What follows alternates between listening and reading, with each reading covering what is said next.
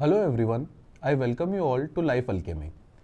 आई know कि हम लोगों ने काफ़ी सालों से कोई वीडियो अपलोड नहीं किया है। हमने लास्ट वीडियो अपलोड किया था 2020 में, जिसमें कि हम लोग इस किताब the subtle art of not giving a fuck का चैप्टर 3 आपको एक्सप्लेन कर रहे थे। उसके बाद अनफॉर्चुनेटली हम लोग वीडियोस कंटिन्यू नहीं कर पाए, लेकिन आप लोगों के काफ़ी सारे कमेंट्स जिसमें कि आप लोगों ने कहा था कि please finish this series, please continue the videos, वो ध्यान में रखते हुए हम लोग इस बुक का चैप्टर 4 आज आपके लिए लेकर आए हैं, the subtle art of not giving a fuck का। और इसी के साथ हम कोशिश करेंगे कि आगे हम लोग रेगुलरली वीडियोस डाल पाएँ। सिर्फ यही किताब नहीं, और भी जो किताबें हैं उसकी भी हम लोग बुक समरीज़ आपके सामने प्रेजेंट करें, जिससे कि आपको जो हमारा मिशन था कि आपको बुक्स पढ़ने की ज़रूरत ना पड़े, आप सिर्फ इन समरीज़ के थ्रू ही उन बुक्स को अच्छे से जान पाएँ। तो इसी के साथ स्टार्ट करते हैं इस किताब the subtle art of not giving a fuck का चैप्टर नंबर 4, जिसका नाम है द वैल्यू ऑफ सफरिंग। ये जो चैप्टर है, ये चैप्टर भी एक स्टोरी के साथ स्टार्ट होता है। ये स्टोरी है जनरल हीरो ओनाडा की। हीरो ओनाडा एक लेफ्टिनेंट जनरल यानी कि एक सोल्जर थे जापानीज आर्मी के। अब जापानीज आर्मी ने इन सोल्जर को फिलीपींस के एक आइलैंड लुबांग आइलैंड पे 1944 में पोस्ट किया। वहाँ पे इनको इस हिसाब से पोस्ट किया था कि आप अमेरिकन सोल्जर्स के साथ लड़ेंगे, अमेरिकन सोल्जर्स को आप हराएंगे। अल्टीमेटली क्या हुआ, अमेरिकन सोल्जर्स ने इस पर्टिकुलर आइलैंड पे कब्जा किया 1945 में, और ये ऑब्वियसली वर्ल्ड वॉर 2 का टाइम था। इस आइलैंड पे कब्जा करने के 6 महीने बाद हिरोशिमा और नागासाकी के ऊपर बॉम्बिंग करके अमेरिका ने वर्ल्ड वॉर 2 को ख़त्म कर दिया। अब हुआ क्या, इसके बाद ऑब्वियसली वॉर तो ख़त्म हो चुका था, लेकिन लुबांग आइलैंड में जनरल ओनाडा और उनके कुछ 3-4 आदमी जंगल में छुप गए। उनको अमेरिकन सोल्जर्स पकड़ नहीं पाए। अब ये लोग जंगल में छुपे हुए, इनको मालूम ही नहीं पड़ा कि वॉर ख़त्म हो चुकी है। इसके लिए अमेरिकन गवर्नमेंट, जापानीज गवर्नमेंट और फिलीपीन गवर्नमेंट ने काफ़ी टाइम तक संदेशे पहुंचाने की कोशिश करी। उन्होंने लीफलेट्स निकाले, पैम्पलेट्स निकाले, और जनरल ओनाडा के पास ये सब बातें पहुंची भी सही, लेकिन हमेशा जनरल ओनाडा ने ये बातों को इग्नोर किया। उन्होंने ऐसा सोचा कि ये अमेरिका की चाल है, अमेरिका हमको फंसा रहा है, अभी वॉर ख़त्म नहीं हुई है और हमें अभी भी फाइट करना चाहिए। तो उन्होंने अपना गुरिल्ला वॉर किया वहाँ से कंटिन्यू, जिसमें कि वो अमेरिकन सोल्जर्स के सप्लाई को काट रहे थे, जिसमें कि वो लोग लोकल्स को भी मर्डर कर रहे थे। और ये सब वो लोग इसलिए कर रहे थे कि उनको अपने नेशन के प्रति एक लॉयल्टी थी। लेकिन मज़े की बात यह है कि वॉर ख़त्म हो गया, सब कुछ ख़त्म हो गया, अमेरिकन सोल्जर्स चले भी गए, उसके बाद भी वो जंगलों में छुपे रहे। और अगले 20 साल तक उन्होंने ये सोच के कि अभी वॉर ख़त्म नहीं हुआ है, अपनी गुरिल्ला वॉर को कंटिन्यू किया, जिसमें कि वो लोकल्स को अटैक कर रहे थे, उनके फार्म्स जला रहे थे और काफ़ी ज़्यादा दहशत फैला रहे थे और जंगलों में छुपे हुए थे बिना किसी कारण के। अब 30 साल के बाद एक जापान का आदमी सुजुकी ने यह फैसला किया कि मुझे जनरल ओनाडा को ढूंढना है। इस आदमी के 3 पर्पस थे अपनी लाइफ में। एक, उसको जनरल ओनाडा को ढूंढना था, दूसरा उसको एक पांडा बेयर को ढूंढना था, और तीसरा उसको येटी को ढूंढना था, जो कि हमारा बियर बाइसेप्स काफ़ी बात करते हैं जिनकी। अब जनरल ओनाडा को ढूंढने के लिए ये व्यक्ति फिलीपीन के आइलैंड पर गया और इसने इस मिशन को अकम्प्लिश करने की कोशिश करी, जिसको कि अमेरिका की सर्च पार्टी, जापान की सर्च पार्टी नहीं कर पाई। अल्टीमेटली 4 दिन में इसने जनरल ओनाडा को ढूंढ लिया। ये उनके साथ जंगल में रहा, काफ़ी टाइम तक इनकी अच्छी दोस्ती भी हुई, और फिर उसके बाद फाइनली ये जनरल ओनाडा को वापस जापान लेकर आया। जब जनरल ओनाडा वापस जापान आए तो वो एक सेलिब्रिटी के जैसे ट्रीट होने लगे, क्योंकि 30 साल तक वो जंगलों में रहे थे। 30 साल तक उन्होंने अपने नेशन के प्रति लॉयल्टी के लिए, चाहे उनको पता था या नहीं पता था, लेकिन अपने नेशन की लॉयल्टी के लिए उन्होंने जंगल में बिताए थे। अब वापस आने के बाद उन्होंने देखा कि जापान के जो कल्चर है, जो सिस्टम है, वो काफ़ी ज़्यादा चेंज हो चुका है। ये वो जापान नहीं था जिस जापान को वो छोड़ के गए थे। जो कल्चर और वैल्यूज उस टाइम थे वो अब यहाँ पर फॉलो नहीं होते थे, क्योंकि यहाँ पे कैपिटलिस्ट कंज्यूमरिस्ट सोसाइटी आ चुकी थी।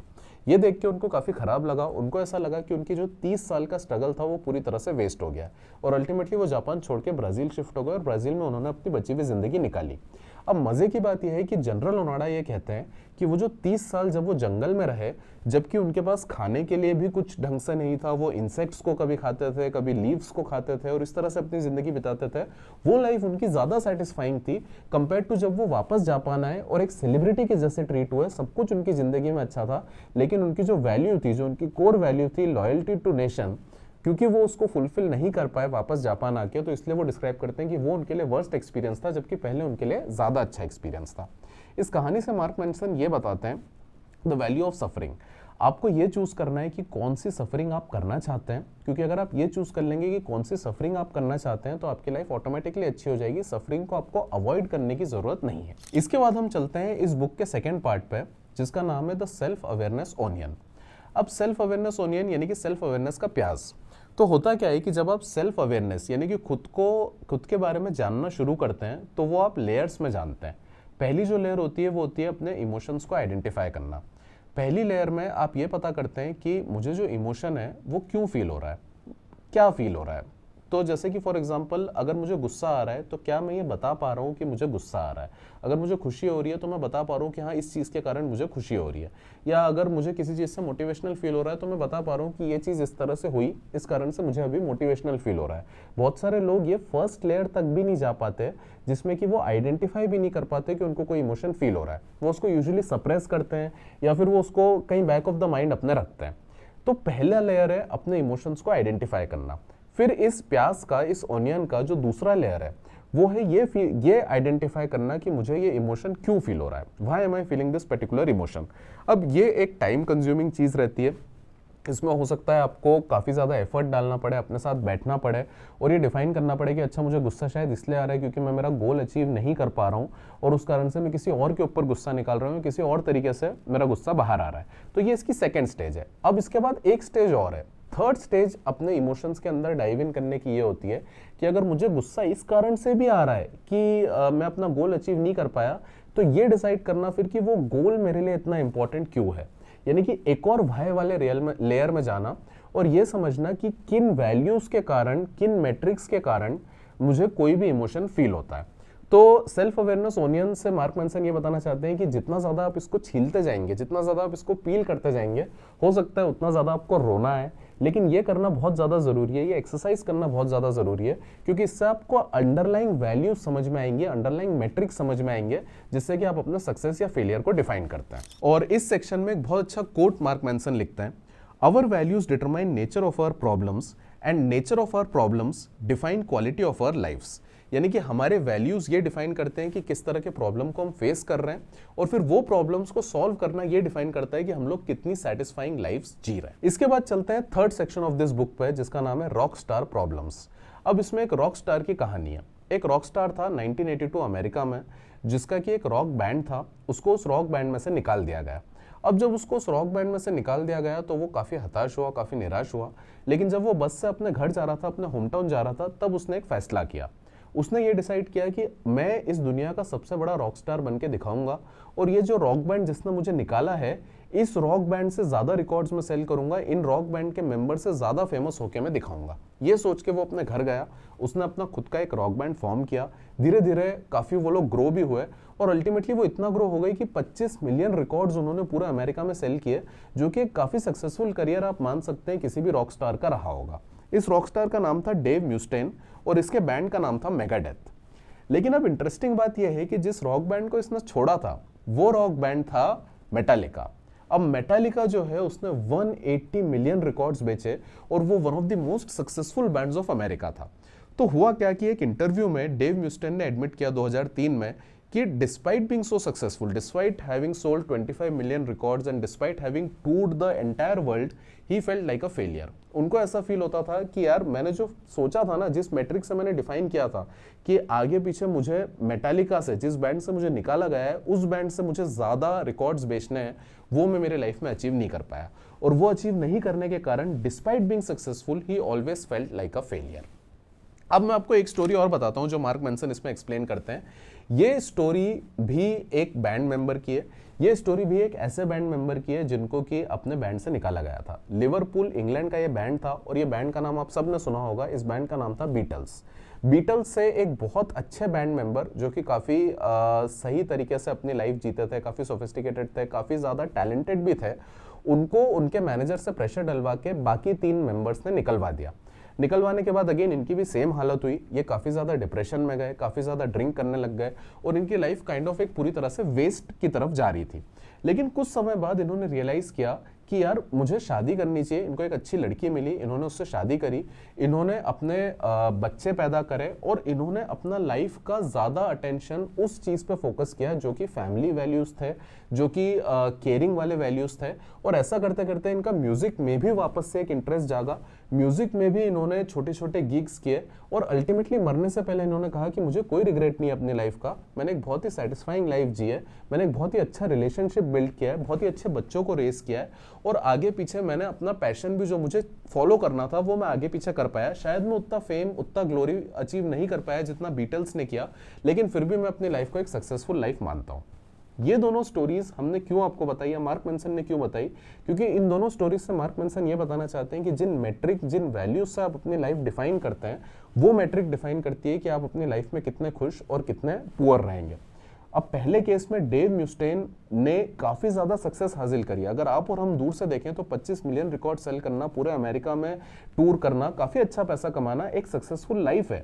लेकिन उन्होंने मैट्रिक ये रखी थी कि मुझे इससे ज़्यादा करना है, इस कारण से वो हमेशा फेलियर रहे। और दूसरे केस में एक रॉकस्टार जो कि बड़ा बन भी नहीं पाया, जो कि काफ़ी ज़्यादा रिकॉर्ड्स वगैरह कुछ नहीं सेल किया उसने, लेकिन क्योंकि उसने अपना मैट्रिक सिस्टम, अपना सक्सेस को डिफाइन करने का तरीका ये रखा कि मुझे फैमिली और वो वाली वैल्यूज मेरे लिए इंपॉर्टेंट है, तो वो अल्टीमेटली ज्यादा हैप्पी रहा कंपेयर टू पहले वाले पर्सन से। अब इस सेक्शन में मार्क मेंसन ये भी डिस्कस करते हैं कि कुछ शिटी वैल्यूज है जिसको कि आप और हम शायद काफी ज्यादा वैल्यू देते हैं, जिस कारण से हमारी लाइफ में हमको काफी ज्यादा डिससैटिस्फैक्शन फील होता है। पहली शिटी वैल्यू है प्लेजर। अगर आप प्लेजर को अपनी लाइफ का सबसे इंपॉर्टेंट एम मानते हैं तो आगे पीछे आपको कभी भी लॉन्ग टर्म सेटिस्फैक्शन नहीं मिल सकता, क्योंकि प्लेजर आपको मिलता है मीठा खाने से, काफ़ी ज़्यादा खाने से, दारू पीने से, ड्रग्स करने से, कोई भी ऐसी चीज़ करने से जिससे कि आपका माइंड नम हो रहा है और आपको उस वक्त के लिए सोचना ना पड़े। ये आपको शॉर्ट टर्म हैप्पीनेस दे सकता है, लेकिन लॉन्ग टर्म सेटिस्फैक्शन, लाइफ की अंदर से जो हैप्पीनेस फील होती है वो आपको कभी भी फील नहीं होगी अगर आपने प्लेजर को एक वैल्यू बना के रखा है जिससे कि आप अपनी लाइफ जज करते हैं। दूसरी शिटी वैल्यू है मटेरियल सक्सेस। अगर आप मटेरियल सक्सेस को ही अपना लाइफ का एम मानते हैं तो आगे पीछे ये एक एक्सटर्नल चीज है, एक इंटरनल वैल्यू नहीं है, और इस कारण से हो सकता है कि मटेरियल सक्सेस की ग्रीड में, मटेरियल सक्सेस की भूख में आप ट्रू लाइफ सेटिस्फैक्शन और ट्रू हैप्पीनेस को पीछे छोड़ दें। तीसरी शिटी वैल्यू है ऑलवेज बीइंग राइट। बहुत सारे लोगों को ऐसा लगता है कि मुझे हमेशा सही होना चाहिए, मैं जो बोलता हूं वो हमेशा सही होता है और मुझे हमेशा सही होना मेरे लिए एक बहुत इंपॉर्टेंट चीज है। अगर आप ये अपनी लाइफ की वैल्यू मानते हैं तो आगे पीछे आप अपनी ग्रोथ को रोक रहे हैं, आगे पीछे आप उस चीज को रोक रहे हैं कि आपके नई लर्निंग, आपके नए एक्सपीरियंसेस वो तभी होंगे जब आप ये एक्सेप्ट करना सीखेंगे कि शायद कभी कभी मैं गलत हो सकता हूँ। We are all human beings, हम सभी लोग गलती करते हैं और हमेशा सही होना हमारी लाइफ का सक्सेस पैरामीटर नहीं होना चाहिए। हमको हमेशा ग्रोथ को, अनलर्न करने को, चीजों को प्रायोरिटी देनी चाहिए। फोर्थ चीज है staying positive all the time. जो फोर्थ शिटी वैल्यू जिसको कि मार्क मेंसन बोलते हैं वो है staying positive all the time, her case में पॉजिटिव रहना। यानी कि अगर आपके साथ कुछ बुरा भी हो गया, अगर आपके किसी लव्ड वन की डेथ हो गई, आपका जॉब चला गया, तो भी जबरदस्ती ये फील करना कि मैं पॉजिटिव हूं क्योंकि उसको मैं एक सक्सेस की वैल्यू मानता हूं। अगर आप ये समझते हैं तो भी आप काफी मिजरेबल रहेंगे, क्योंकि नेगेटिव इमोशंस को सप्रेस करना लॉन्ग टर्म में आपके लिए काफी हार्मफुल हो सकता है। नेगेटिव इमोशंस को सबसे अच्छे तरीके से डील करने का ये तरीका है कि आप उनको एक्सेप्ट करें कि आप उनको फील कर रहे हैं। एक्सेप्ट करने के बाद आप उनको एक सोशली एक्सेप्टेबल वे में एक्सप्रेस भी करें और फिर उसके बाद एक्सप्रेस करने के बाद सॉल्यूशंस निकालें अपने वैल्यू सिस्टम्स के अकॉर्डिंग कि मुझे अब आगे क्या करना चाहिए। तो इस सेक्शन में मार्क मेंसन इस सेक्शन को एंड करते हैं ये बोल के कि प्रॉब्लम्स एक मीनिंग ऐड करती है हमारी लाइफ में। अगर आप सही प्रॉब्लम्स चूज कर रहे हैं, सही वैल्यूज के अकॉर्डिंग प्रॉब्लम्स चूज कर रहे हैं, तो वो जो सफरिंग के आपके ईयर्स रहेंगे जिसमें कि आप स्ट्रगल कर रहे हैं, वो आने वाले टाइम में शायद सबसे अच्छे साल आपके रहेंगे। इसका एग्जाम्पल है कि हो सकता है कि एक स्मॉल बिजनेस रन करना आपको ज्यादा सेटिस्फैक्शन दे कंपेयर टू एक बड़ी कार खरीदने से, या फिर लॉन्ग टर्म में एक मैराथन रन करना आपको ज्यादा सेटिस्फैक्शन दे कंपेयर टू काफी ज्यादा शॉर्ट टर्म में प्लेजर लेके खा लेने से। तो इसके ऊपर एक बहुत अच्छा कोट है सिगमंड फ्रॉइड का कि one day in retrospect the years of struggle will strike you as the most beautiful. एक दिन जब आप पीछे मुड़ के देखेंगे तो जो आपके स्ट्रगल के ईयर्स है वो आपको सबसे ज्यादा ब्यूटीफुल लगेंगे। इसके बाद सबसे लास्ट सेक्शन में मार्क मेंसन बताते हैं कि क्या कुछ अच्छी वैल्यूज है और क्या कुछ खराब वैल्यूज है जिन पर कि आपको अपनी लाइफ को सस्टेन करना चाहिए। अच्छी वैल्यूज जो होती हैं वो सबसे पहले रियलिटी बेस्ड होती हैं, दूसरा सोशली कंस्ट्रक्टिव होती हैं और तीसरा इमीडिएट होती हैं और कंट्रोलेबल होती हैं। वहीं जो बैड वैल्यूज होती हैं वो सबसे पहले सुपरस्टिशियस होती हैं, दूसरा सोशली डिस्ट्रक्टिव होती हैं और तीसरा इमीडिएट नहीं होती और कंट्रोलेबल नहीं होती हैं। अब इसमें एक अच्छी वैल्यू की एग्जांपल है जैसे कि ऑनेस्टी, क्रिएटिविटी, ह्यूमिलिटी, ये सब अच्छी वैल्यूज हैं। ये सब आप देखेंगे तो सबसे पहले तो कंट्रोलेबल है, आपके हाथ में कंट्रोल है कि आपको ऑनेस्ट होना है, आपको नॉन वायलेंट होना है, आपको क्रिएटिव होना है। ये बहुत ही डीपली पर्सनल एक्सपीरियंसेस हैं जिनको कि आप फील करके अच्छा फील कर सकते हैं, प्लस अपनी लाइफ में प्रोडक्टिविटी ऐड कर सकते हैं। दूसरा, ये सोशली कंस्ट्रक्टिव है, इस तरह की वैल्यूज आपको आगे पीछे सोसाइटी को भी ग्रो करने में हेल्प करेगी। और तीसरा, ये आपके रियलिटी बेस्ड है, यानी कि ये एक्चुअल में आप फील कर सकते हैं कि आप ये चीज कर रहे हैं। वहीं पे अगर इस तरह की कोई वैल्यू है आपकी कि आपको काफ़ी ज़्यादा पॉपुलर होना है, आपको फेम हासिल करनी है, तो ये एक ऐसी वैल्यू है जो कि आपके कंट्रोल में नहीं है सबसे पहले तो, प्लस ये रियलिटी बेस्ड भी नहीं है, क्योंकि आपको ये नहीं मालूम कि सामने वाले क्या सोच रहे हैं, किस मेट्रिक पे सामने वाले ये जज करते हैं कि आप पॉपुलर हो या नहीं हो। तो आपके हाथ में कोई कंट्रोल भी नहीं है, आपके हाथ में रियलिटी भी नहीं है, और इस तरह की वैल्यू आपको शायद लॉन्ग टर्म में काफ़ी ज़्यादा खराब फील करवा सकती है। तो इट इज़ वेरी इंपॉर्टेंट कि आप सही वैल्यूज़ चूज़ कीजिए अपनी लाइफ में, क्योंकि सही वैल्यूज़ चूज़ करना और सही मेट्रिक के हिसाब से जज करना आपको काफ़ी ज़्यादा फुलफिलमेंट देगा, और आपकी फेलियर या सक्सेस उसके ऊपर डिफाइन होगी कि आपने क्या मेट्रिक रखा है, क्या आपका वैल्यू सिस्टम है, उसके हिसाब से आपकी सक्सेस या फेलियर डिफाइन होगी। और जैसा कि हमने अलग अलग स्टोरीज के थ्रू देखा ही सही कि ओनाडा की वैल्यू थी लॉयल्टी। अब वो लॉयल्टी कितनी सही थी कितनी गलत थी आप जज कर सकते हैं। डेव म्यूस्टेन की वैल्यू थी कि मुझे उससे ज़्यादा सक्सेसफुल होना है, मुझे मेटालिका से ज़्यादा सक्सेसफुल होना है, जो कि डेफिनेटली गलत थी क्योंकि आगे पीछे उससे उसको सिर्फ डिसअपॉइंटमेंट मिला। और तीसरा, जो हमारा तीसरा रॉकस्टार था पीट, उसकी जो वैल्यू थी वो थी कि मुझे अपनी फैमिली की केयरिंग करनी है, मुझे इसके थ्रू अपना फुलफिलमेंट हासिल करना है, जिससे कि वो काफ़ी ज़्यादा सक्सेसफुल हो भी पाया। तो अब क्या ये अलग अलग वैल्यूज हैं, किन वैल्यूज पे आप अपनी लाइफ बेस कर सकते हैं, इसको भी हम लोग आगे वाले चैप्टर्स में एक्सप्लोर करेंगे मार्क मैंसन के साथ। तो ऐसे वीडियोस के लिए बने रहिए, हमारे चैनल को फॉलो कीजिए, सब्सक्राइब कीजिए, और हम लोग आपके लिए इस तरह के वीडियोस अब लाते रहेंगे। Thank you.